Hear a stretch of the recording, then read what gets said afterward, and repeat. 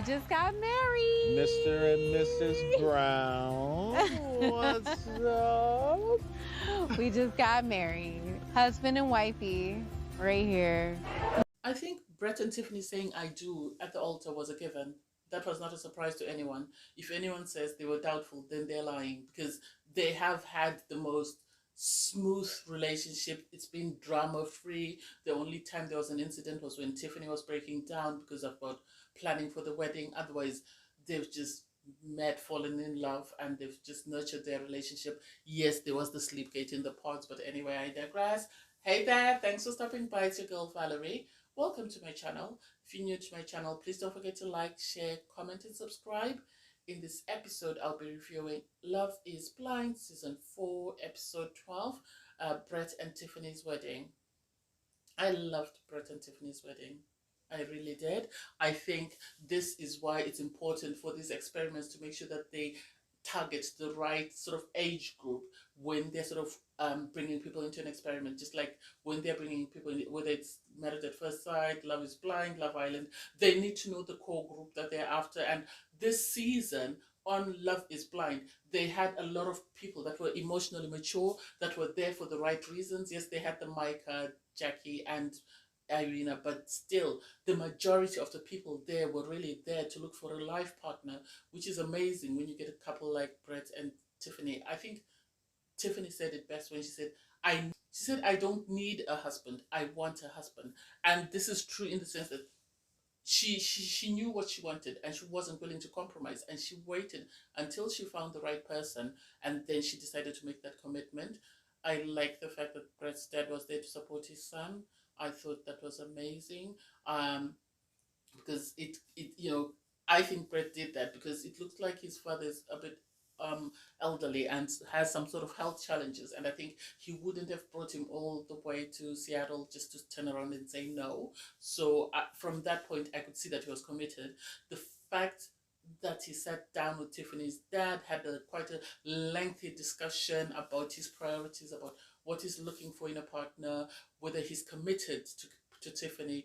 I liked that. And the fact that he ended it off by asking for a hand in marriage, I thought that was the icing on the top of the cake.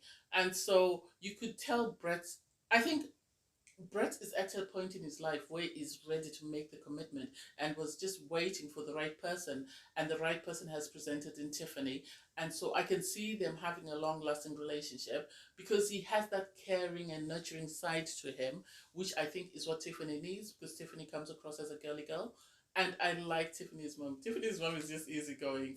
She was just there to support her daughter, and she was just mother of the bride, and she just let her daughter be and do whatever she wanted. I liked that.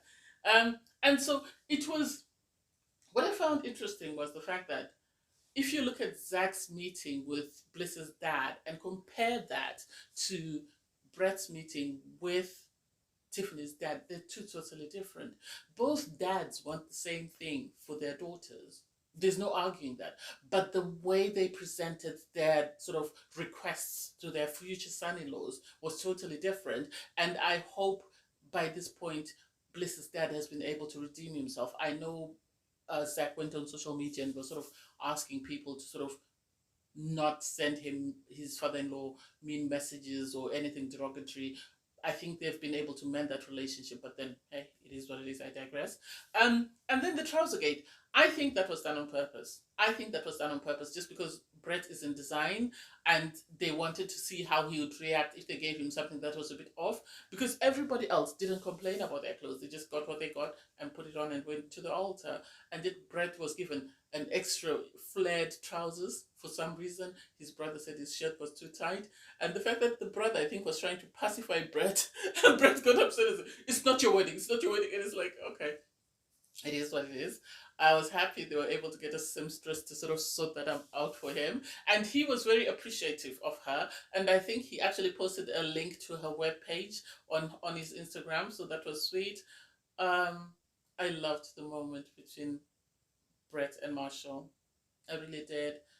It was nice to see Marshall there because Marshall is one of the people that sort of championed Tiffany and Brett, their relationship. The fact that he was encouraging to Brett to say, Tiffany's an amazing girl. I really like her, but sadly, because of our age difference, it won't work. But I really want you to win, so I advise you to sort of pursue her. So it was nice to see him there, just to sort of be a part of their sort of very important day, since he was one of the people that encouraged that relationship and sort of helped sort of make sure that Brett focused on Tiffany and helped him find his life partner. So it was nice to see that. Um, However, it was very emotional for Marshall, I think, because Marshall, it seems really, though he's only 26 years old, he really wanted to get married. And sadly, he chose the wrong partner. I know in an interview, he said he did reach out to his other connection and they did try, but things didn't work out because he wasn't ready. So he had to move on because I think he decided just to move away from the whole sort of love is blind experience. Watching Tiffany and her dad get ready to walk up the aisle was amazing because Tiffany's dad was sort of encouraging his daughter, be patient with Brett. He's a great guy, sort of encouraging his daughter, that this is an amazing guy you've managed to find for yourself. You need to look after him. And it was totally different to you know, to Bliss and her dad, but Bliss's dad is another case anyway. Seeing Brett cry as Tiffany walked up the aisle was amazing. And the fact that his dad had offered him a handkerchief and he had refused it and then started crying. It was like, oh my God, what's going on here? It was a very emotional service. You could tell everybody was there because they loved them and they really wanted to succeed. And even the officiant was very happy for them. It started raining. And then, they were saying, oh, that's a good sign because it's raining when we're getting married. And so uh, Brett, had to bring in the fact that Tiffany fell asleep on, one of their very important dates. And he told her he wouldn't let her forget that. Oh, that was it. Everybody started laughing. And it was cute. I really liked it. I thought that sort of lifted the mood because it had become too heavy and too emotional because they were both crying. Tiffany's vows. I'm not going to say they were bad. They were amazing, but I wish she'd really just focused on talking about Brett the man because she did talk about she liked his soul, she liked how he made her feel, she liked how. I think she should have just spoken about him and sort of all the traits that she liked about him. Yes, she did, but every time she sort of had to bring herself into that. And I think I would have loved for her to focus more on Brett because on Brett's side, he did do the same though. He did talk about, you're an amazing woman. I fell in love with you. You make me better. You made me feel like we were the perfect pairing. But I don't know because I've watched throughout to the end before I sort of reviewed.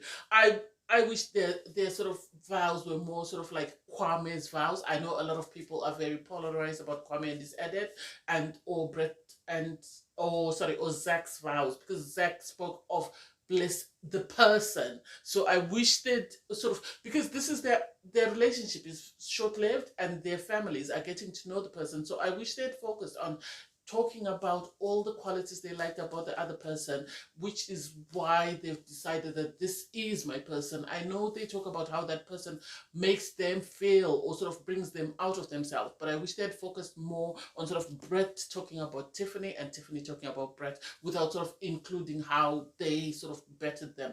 I don't know whether you get what I say. I love your drive. I love your caring heart. I love that sort of thing. I think that would have made it more amazing. That's just my personal preference. I loved their wedding. I thought it was sweet, and everybody seemed very happy for them when they said their I do's. And then, Tiffany had to ask Brett to go to the bridal suite. It was they had a bit of goofiness in them, but it was quite sweet. It was quite sweet. I loved the ceremony. Marshall was there to support his friend. It seemed there were people from the pod squad supporting their individual friends, and I know these five couples, most of them anyway, outside of Micah and Irena, have got along very well. And I think because they were all getting married, they couldn't attend each other's weddings. This is why maybe they brought some of their other friends from the pods to attend their wedding. Um, I really wish them the best. I know they were very happy. It seems they're very happy now. They've been married. They're currently in LA getting ready for the live reunion. So I wish them all the best, and we'll see what happens at the reunion. Anyway, Thanks, guys, for watching. Please don't forget to like, share, comment, and subscribe. Bye, everyone.